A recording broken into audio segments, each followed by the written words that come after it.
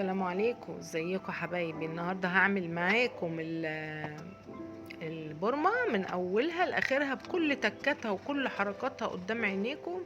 حتى الرز هعمله بكل تكاته وبكل حركاته قدامكم، مش هسيب ولا اي حاجه. ده الكلام ده عشان المبتدئين، يبقى مفيش ولا حاجه انا هنساها عشان ايه تبقى تتعلم مني. وكده بنقطع شوية طماطم، حوالي نص كيلو كده طماطم، تقطعيهم كرات رفيعة كده.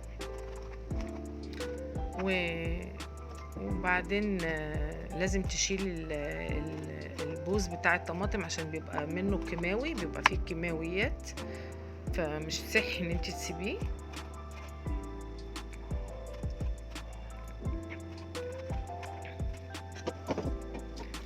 هنفضي الطماطم بقى ونبتدي نخرط البصل كده زي ما انت شايفة بالسرعة دي. شايفة بصلتين كبار حلوين عشان هي بتحب البصل، ها ما تقلليش البصل.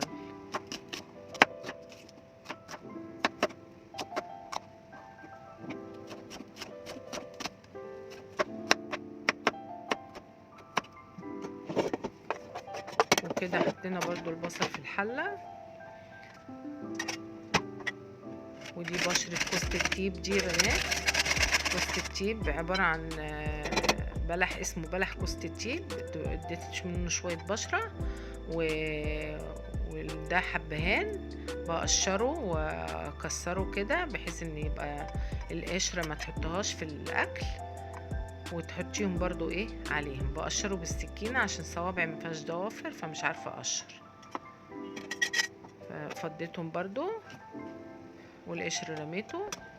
وكده ايه هنحط اللحمة، قيمة كيلو لحمة، عاملة لحمة ضاني جميلة باللية. بص اللية قطعتها ازاي عشان تديها طعم وتديها ريحة جميلة في الاكل. وتحط حوالي معلقة ملح، انا بحط بالغطا لان انا عارفة بالمعلقة عينة بعيني يعني بعاين. ومعلقتين فلفل اسمر صغيرين مليانين، وثلاث قرون فلفل تبع الرغبة. لو حابة الاكل حامي حطي فلفل، مش حابة الاكل حامي ما تحطوهوش، احنا بنحبه حامي. ودي بقى لوبيا معين بيضة، سلقتها وشطفتها وهنحطها على الاكل. بس لازم الاكل تتعكيه كده ببعضه جامد كده، البصل بالطماطم تشربي بيهم اللحمة ببلح كوسة التيب بالحياء بالفلفل بالملح. بصي ضحك ضحك ضحك كده بحيث كله يتقلب في بعضه. وحطيت ايه حبة اللوبيا، مش عارفة والله لحد دلوقتي ما عارفة دي اسمها لوبيا ولا فاصوليا، انا بتلخبط في الاتنين. اللي تعرفها بقى عمري ما هعرف احفظها والله. الفاصوليا البيضة دي صح، دي فاصوليا، دي فاصوليا بيضة. وحطيت حوالي طبق كده مية عشان تستوي بيها، وممكن ما تحطيش الا مية اقل من كده. بس اهم شيء تدخليه على نار هادية وتبتدي تعلي في الاخر. دخليه على نار هادية بحيث يتهرى واللحمة اللي فيه تبقى زي الزبدة في البورمة. كده البورمة من اولها لاخرها انا منسيتش ولا اي حاجة عشان المبتدئة تعرف تعملها. وهنعمل بقى الرز. انا كده غسلت المواعين، نظفت المطبخ، غسلت المواعين ومسحت الرخام ومسحت البوتاجاز وعملت لي كوبايه شاي وابتديت ان انا اعمل الرز.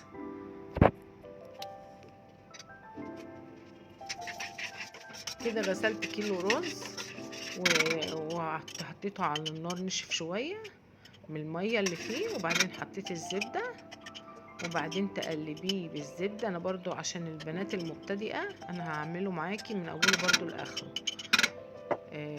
انت بقى هتقلبي بقى الزبدة فيه على نار هادية، تفضلي تقلبيه لما يتشرب من الزبدة. وحطيت معلقة ملح وتقلبيه كويس لما يشرب الزبدة اللي فيه.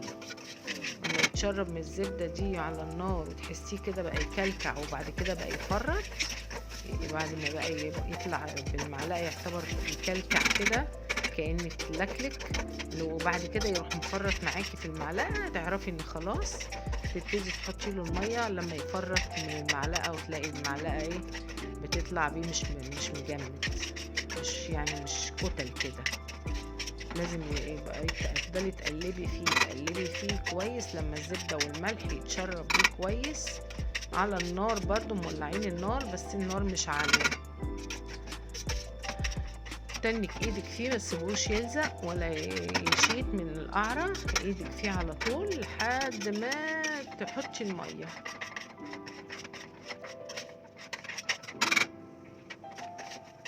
احنا كده حاطين له الزبدة وحاطين له الملح وبنقلبه على نار هادية.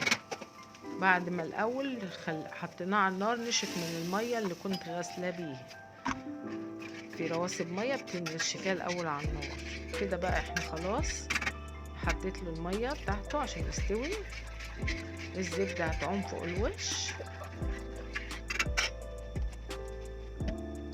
هتسيبيها زي ما هي كده لانها عمرها ما هتتدخل جوه غير في الاخر خالص. هتقلبيها تدخليها ايه في الرز في الاخر قبل ما ينشف خالص من الميه، تروحي انتي عاطيله تقليبه. دلوقتي كده الزبده هي بقت فوق الوش، اديله بقى تقليبه بحيث الزبده تخش تاني جوه منه، تبقى توزعت جواه كله من الاول يعني بتحس تخش جوه منه. هي بتعوم فوق الوش في الاول. تاني بايدك فيه كده لما الزبدة تتشرب فيه كله، ما تبقاش فوق الوش وتيجي تغرفي يبقى الوش كله زبدة ومن تحت الرز يبقى مفيهوش زبدة. ايدك فيه كده هو مقرب ينشف اهو.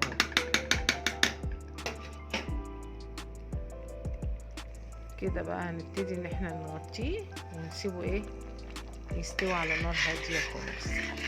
بعد ما ندخل الزبدة فيه كله كده زي ما انت شايفة، بصي الزبدة راحت من على الوش، ما بقتش على الوش، دخلت فيه تاني عشان لازم تقلبيه قبل ما يشرب الزبدة.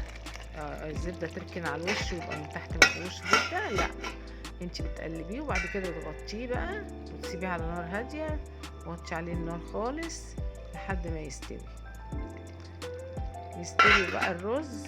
والبورمة بتقعد في الفرن حوالي ساعة ونص بنات. طلعنا البورمة والرز استوى وغرفنا، وبألف هنا وألف شفا لو عملتيها. الطعم مقولكمش بقى خرافة، والريحة لما الدنيا كلها علينا، البيت كله شامم الريحة. الجيران نزلوا يقولوا لي ايه الريحة الجميلة اللي عندك دي. يلا بقى اعملي لجوزك وايه ووريله جمالك وشطارتك ويا ريتك معايا شم الريحه اللي انا شمها دي. ما اقولكمش الطعم والريحه ايه، تحفه تحفه تحفه.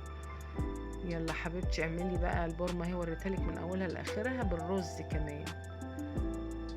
وكده اترككم في حفظ الرحمن. لو عجبك الفيديو شير ولايك وسبسكرايب، واسعديني باشتراكك في القناه يا حبيبه قلبي.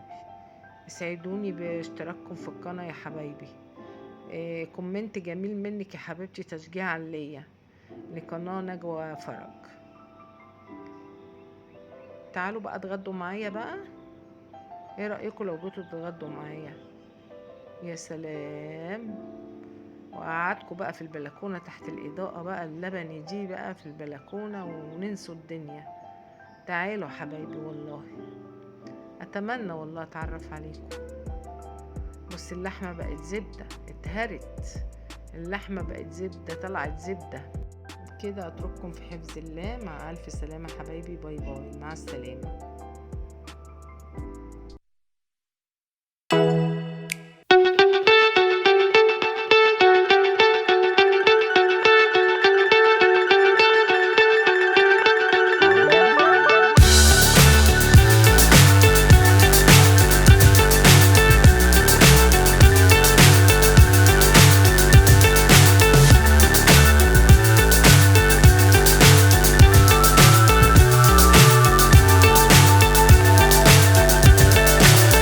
So high I'm hypnotized.